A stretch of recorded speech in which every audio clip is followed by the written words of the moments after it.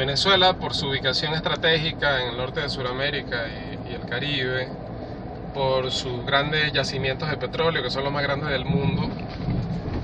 obviamente que suscita el interés del imperialismo yanqui, del cual Venezuela ha sido históricamente una semicolonia, como también, bueno, intereses como los de China, Rusia, más recientemente Turquía, que es un aliado de Maduro. Y bueno, mucho se ha exagerado lo que es la presencia china y rusa, y sobre todo lo que representan sus intereses económicos. Si bien es cierto que ha habido penetración de capitales chinos en la industria petrolera, como decíamos antes, la principal empresa transnacional extranjera que está enclavada en la industria petrolera es Chevron, que es yanqui. La mayor parte de la deuda externa es con acreedores basados en Estados Unidos, en capital financiero, y los últimos indicios de la política exterior, tanto rusa como china, han sido de que no están en la disposición de contrarrestar la injerencia de Trump o hacerle contrapeso. Por ejemplo,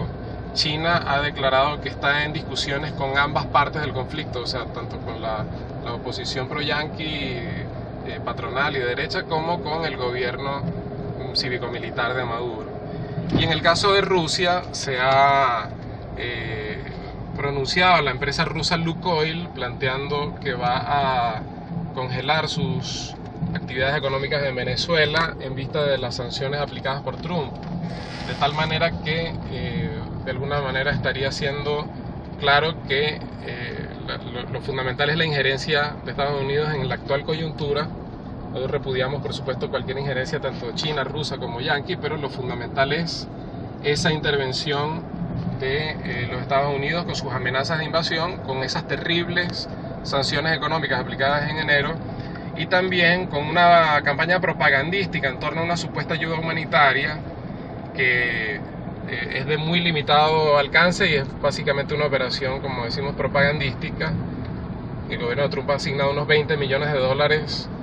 que no representan las importaciones ni siquiera de un día,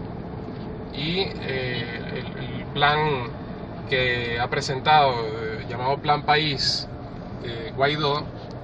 pues no contempla de ninguna manera tomar medidas para revertir la crisis humanitaria que sufre el país. Nosotros lo que planteamos es que para realmente revertir esa situación habría que nacionalizar la industria petrolera,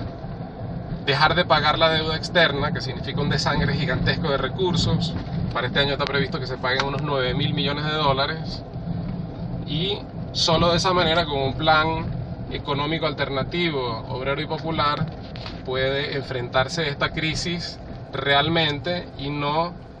con las fórmulas hipócritas de una supuesta ayuda humanitaria que de ninguna manera va a paliar